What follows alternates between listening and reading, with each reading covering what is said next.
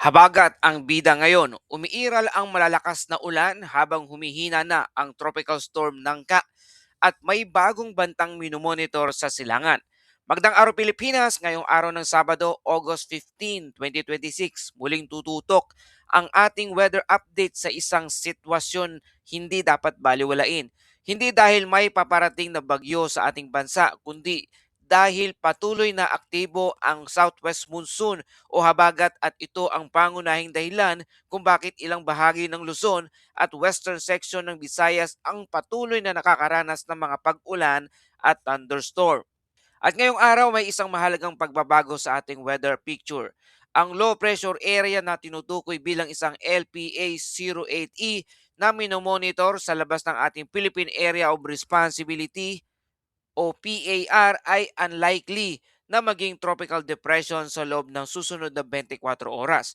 Ibig sabihin mga kababayan, kumpara sa mga nakaraang forecast kung saan mas mataas ang posibilidad nitong lumakas, bumaba na ngayon ng malaki ang chance nitong maging isang ganap na bagyo sa very near term. Pero mga kababayan, huwag nating isipin na tapos na ang weather story. Dahil ang mas dapat nating bantayan ngayong weekend ay hindi lamang ang mga low pressure area kundi ang patuloy na epekto ng habagat. At may isa pang napakahalagang development. Ang tropical storm Nangka na nasa labas pa rin ng ating Philippine Area of Responsibility ay papalayo na sa ating bansa at patuloy nang humihina. Ngunit bago tuluyang mawala ang sistema, maaari pa rin itong magkaroon ng indirect influence sa ating mga weather pattern, partikular sa paghatak o pagpapatibay ng southwest monsoon. Depende sa magiging interaction nito sa malaking circulation sa paligid. Kaya ang tanong ngayon, humihina na nga ba ang banta ng mga bagyo o may dahilan pa rin na maging alerto ngayong weekend? Alin-alin ang mga lugar na dapat maghanda sa mga maraming ulan at may posibilidad ba ng flash flood at landslide? At bakit kailangan nating bantayan ang Zambales, Bataan, Occidental Mindoro at maging ang ilang bahagi ng Northern Luzon sa mga susunod na araw? At yan ang ating susuriin. Samantala, kung gusto mo namang lagi maging updated sa ating panahon, i-like, i-share at mag-subscribe lang dito sa ating channel. Ngayon, unang dapat malaman, habagat pa rin ang pangunahing weather driver. Mga kababayan, kung isang bagay lamang ang tatandaan natin sa weather update natin ngayong araw, at ito yon, habagat ang pangunahing dahilan ng maulap at maulang panahon sa malaking bahagi ng Luzon at western section ng Visayas. Ang southwest monsoon ay nagdadala ng mainit na hangin mula sa southwest direction patungo sa ating bansa. Kapag aktibo ang habagat, ang mga ulap at moisture ay maaring maipon lalo na sa mga western section ng Luzon. At kapag sapat na ang moisture at nagkakaroon ng atmospheric instability, maaring magkaroon ng scattered rains, thunderstorm, malalakas na boost ng ulan, biglang pagkulog at pagkidlat at localized flooding. Kaya kahit wala tayong bagyong direktang tumatama sa Luzon ngayon, maaari pa rin magkaroon ng seryosong weather impacts. Ito ang isang bagay na madalas nating nakakalimutan. Hindi kailangan may bagyo para magkaroon ng baha. Hindi kailangan signal number para magkaroon ng landslide. At hindi kailangan nasa ilalim mismo ng isang tropical cyclone para maging mapanganib ang panahon. Sa kasalukuyang sitwasyon, ang habagat mismo ang kailangang bantayan. Ngayon, pag-usapan natin ang low pressure area na minomonitor natin sa labas ng ating Philippine Area of Responsibility o PAR. Ang LPA08E ay nasa labas ng Philippine Area of Responsibility at ayon sa latest information ngayong araw, unlikely ito maging isang tropical depression sa loob ng susunod na 24 oras. Napakahalaga ng salitang unlikely. Ibig sabihin na sa kasalukuyang atmospheric condition, hindi inasang mabilis itong mag-organize at maging tropical depression sa loob ng very short forecast period. Kung ikukumpara sa nakaraang araw, kung kailan mas mataas ang posibilidad nitong lumakas, ngayon ay humina na ang potensyal nito. Kaya sa ngayon, hindi ito ang pangunahing banta sa ating bansa. Pero hindi ibig sabihin na maari na natin itong tuluyang kalimutan dahil ang tropical weather system ay dynamic. Nagbabago ang kanilang lakas at direksyon depende sa sea surface temperature, wind shear, moisture, atmospheric pressure at interaction sa ibang weather system. Kaya patuloy pa rin itong minomonitor, pero para sa immediate threat dito sa ating bansa ngayong Sabado, mas mahalaga pa rin ang habagat. Samantala, humihina na ang tropical storm Nangka. Ngayon naman, isang napakalaking pagbabago ang ating nakita sa tropical storm Nangka. Ang Nangka na tinutukoy rin bilang Japanese Typhoon number 17 ay nasa malayo ng bahagi ng Western Pacific. Ito ay nasa layong 457 kilometro north ng Minami Torishima at gumagalaw pa eastward sa bilis na 13 kilometers per hour. May minimum central pressure itong nasa 999 hectopascal habang ang maximum significant wave height ay nasa 3 meters. Pero mas mahalaga kaysa numero ang itsura mismo ng bagyo sa satellite imagery. At dito natin makikita kung bakit humina na ang Nangka. Sa satellite imagery, ang low-level circulation ng sentro ng Nangka ay fully exposed na. Ano ang ibig sabihin nito? Sa isang healthy tropical cyclone, karaniwan nating nakikita ang isang mas organized na sirkulasyon kung saan ang malalakas na thunderstorm ay nakabalot o malapit sa circulation center. Pero ang bagyong Nangka ngayon ay ibang-iba na ang itsura. Ang circulation center ay mas lantad at mas elongated. Ang dating convected activity sa northeastern quadrant ay tuluyan ng nawala at ang structure ng system ay mas limitado na ngayon sa low to mid-level clouds. Ibig sabihin, nawawala na ang deep convection na kailangan para mapanatiling malakas ang isang tropical cyclone. At may dalawang pangunahing kalaban ang bagyong Nangka ngayon, ang strong westerly wind shear at ang increasing dry air entrainment. Ngayon, ang tanong, ano ang wind shear? Para sa ating mga kababayan, sa ating mga viewers na hindi pamilyar sa terminong ito, ang wind shear ay pagbabago ng bilis o direksyon ng hangin habang tumataas ang altitude. Kapag malakas ang wind shear, parang hinihila o pinupunit nito ang structure ng isang tropical cyclone. Hindi nakakapag-concentrate ng maayos ang thunderstorm. Napupunta sa ibang bahagi ang convection. At sa halip na manatiling compact ang circulation, nagsisimula itong maging distorted at elongated. Yan mismo ang nakikita natin sa bagyong Nangka. Bukod sa wind shear, pumapasok din ang dry air sa circulation ng bagyo.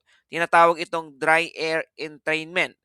Kapag masyadong maraming tuyong hangin ang pumapasok sa isang tropical cyclone, humihina ang thunderstorm. At kapag humina ang thunderstorm, nababawasan ang release ng latent heat na tumutulong sa pagpapanatili ng tropical cyclone circulation. Kaya ang forecast ngayon ay malinaw. Patuloy nang hihina ang bagyong Nangka. Inaasahang magde-dissipate na ang system sa loob lamang ng susunod na 12 oras. Ngayon, ito ang gusto kong bigyang diin, mga kababayan. Kahit humihina na at papalayo na ang bagyong Nangka, hindi ibig sabihin na wala na itong anumang significance sa ating weather. May posibilidad itong magkaroon ng indirect influence sa habagat. Sa tropical meteorology, maaring mag-interact ang circulation ng isang tropical cyclone sa surrounding pressure pattern. At kapag nangyari iyon, maaring maapektuhan ng southwest monsoon flow. Kaya ang concern natin ngayon ay hindi tatama ba ang bagyong Nangka sa Pilipinas. Ang sagot sa kasalukuyang sitwasyon ay hindi ito ang senaryo na dapat nating ikabahala. At ang tamang tanong ay ano ang magiging epekto ng sirkulasyon nito sa habagat habang papalayo ito. At yan ang dapat bantayan sa mga susunod na araw. Ngayon, habang papalayo ang bagyo, posible pa ring umulan ng malalakas.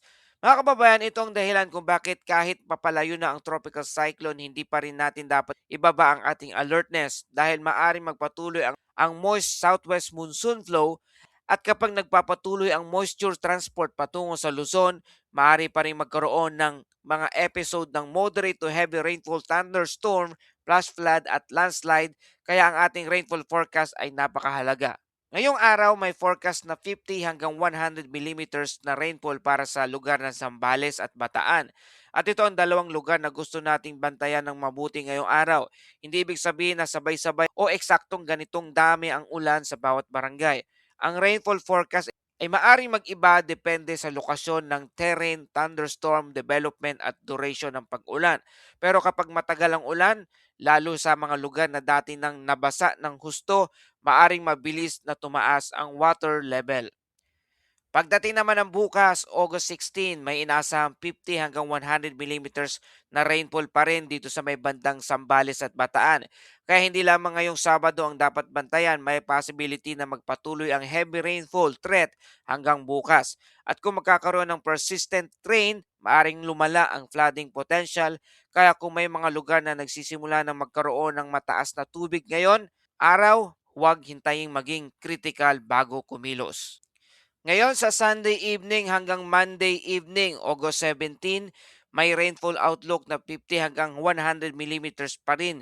Dito kasama na ang Ilocos Sur, La Union, Benguet, Pangasinan, Zambales at Bataan, maging ang Occidental Mindoro. Kaya mapapansin ninyo, hindi lamang Western Central Luzon ang kailangang bantayan. Papasok din sa picture ang ilang bahagi ng Northern Luzon at Cordillera kasama ang Occidental Mindoro. Ito ang dahilan kung bakit mahalaga ang multi-day rainfall outlook. Hindi lamang natin titinan kung uulan ba ngayon, titingnan din natin saan maaring lumipat o lumawak ang areas na makakaranas ng mga significant rainfall sa mga susunod na ilang araw. Ngayon punta tayo sa Metro Manila. Ngayong Sabado, ang Metro Manila ay kabilang sa mga lugar na maaaring makaranas ng cloudy skies with scattered rain and thunderstorm. Ang pangunahing dahilan ay ang southwest monsoon. Kaya hindi natin maasahan ng isang buong araw na tuloy-tuloy na malalakas na pag-ulan sa lahat ng oras. Mas posible ang paminsan-minsang pag-ulan at scattered thunderstorm at mga localized heavy downpours. At tandaan, maaring maaraw ang o bahagyang maliwanag sa isang bahagi ng Metro Manila habang umuulan ng malakas sa ibang bahagi. Yan ang katangian ng localized at scattered thunderstorm. Ngayon dumako naman tayo sa Calabarzon at Mimaropa na binubuo ng Cavite, Laguna, Batangas, Rizal, Quezon. Kasama dito ang Occidental Mindoro, Oriental Mindoro, Marinduque, Romblon at Palawan. Ang lagay ng panahon dito ay possible ang cloudy skies, scattered rain and thunderstorm dahil naman sa habagat. Partikular na mahalaga ang Occidental Mindoro dahil kasama ito sa rainfall outlook sa mga susunod na araw. Sa mga lugar na malapit sa coastal areas at mountainous terrain, maaring mabilis magbago ang kondisyon kapag lumakas ang thunderstorm. Para naman sa Visayas, ang western section ay maaari pa rin makaapektuhan ng southwest monsoon. Samantala sa iba pang bahagi, mas magiging localized ang mga pag-ulan. Ang forecast ay partly cloudy to cloudy skies with isolated rain shower or thunderstorm. Ibig sabihin, hindi buong araw ang ulan pero kapag nabuo ang thunderstorm, maaari itong magdala ng malalakas na buhos ng ulan, pagkulog at pagkidlat at biglang pagtaas ng tubig at mabababang lugar. Sa Mindanao, wala tayong nakikitang habagat-driven rainfall pattern na kasing lawak ng Luzon. Pero hindi ibig sabihin na dry at clear ang buong Mindanao.